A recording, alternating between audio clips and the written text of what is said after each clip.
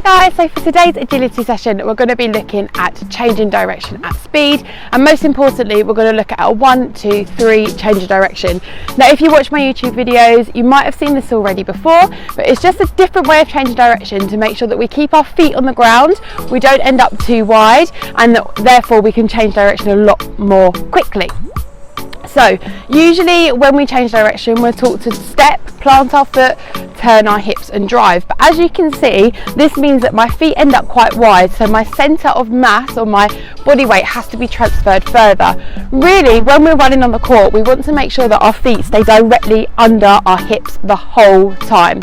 So we want to be making sure that when we change direction we have this same stance. Okay, so we want to make sure that when we're changing direction, so if for example I was changing direction on this front marker, I want to make sure my feet stay under me as I change, which often means I need to make more steps. Now although this might start off being slower for you, trust me, the more you practice it the quicker you will be, especially if you're a defender. You'll be able to keep up with your attacker a lot easier through the court. So when you approach a marker today, I want you to think about stepping 1, 2, 3 rather than planting and turning your hips. So as I drive up to the marker I'm going to go 1, 2, 3, and then I've already turned and I'm able to make my second drive. Now like I said, it will start off being a little bit slower, but trust me, the more you get used to it, the lower you can stay, the quicker you're going to be on the court, trust me.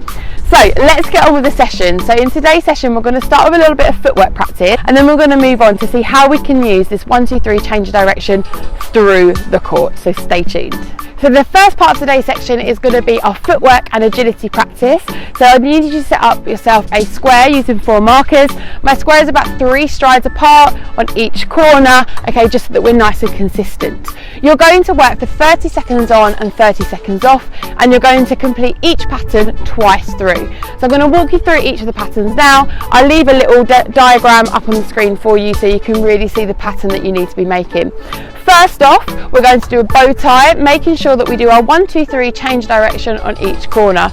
So I'm sure you're familiar with the bow tie, but I'll show you it now. So we're going to start at the back corner, you're going to drive up, across the diagonal, up, and across the diagonal, making sure to do your 1, 2, 3 turn each time. So 1, 2, 3, stay nice and low, 1, 2, 3, 1, 2, 3, 1, 2, 3.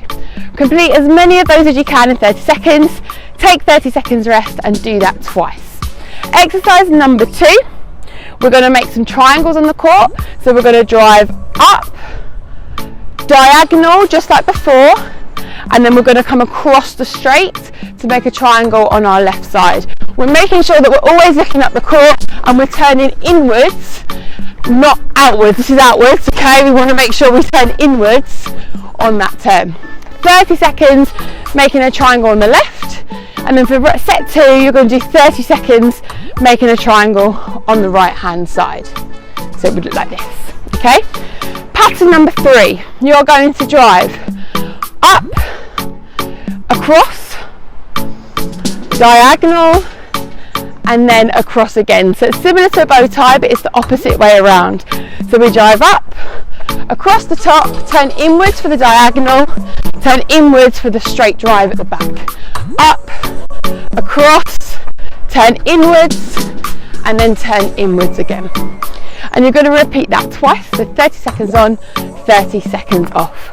Once you've completed those, give yourself a little bit of rest, and then you're going to move on to some court specific agility. We're going to be looking at this 1, 2, 3 change of direction, but put it onto court situations. So moving our 1, 2, 3 change of direction onto the court, we're going to still work for 30 seconds on and 30 seconds off, but this time you are in competition with yourself. This is a good one for our middies and our attackers to think about hitting circle edge. So as you can see, I've set myself up 3 markers. One is at the top of my circle, or whichever space that you have. This is the top. I've got one diagonally in front of me, one directly behind that in the pocket of the court, and then obviously back to my top of the circle again. What you're going to be doing is you're going to work for 30 seconds on and 30 seconds off, and you're going to see how many times you can hit circle edge in that 30 seconds. So you're going to start on your circle edge marker, you're going to drive up the diagonal, turn your hip inwards to trap down to the pocket of the court, and then you're going to turn and drive as hard as possible to this circle edge. If you're working with someone, you could get them to feed you a ball here. If not, you're going to carry on with your agility movements and your footwork. Really important that we get our 1, 2, 3 in, and really important that we try and record how many times that we can complete that in 30 seconds.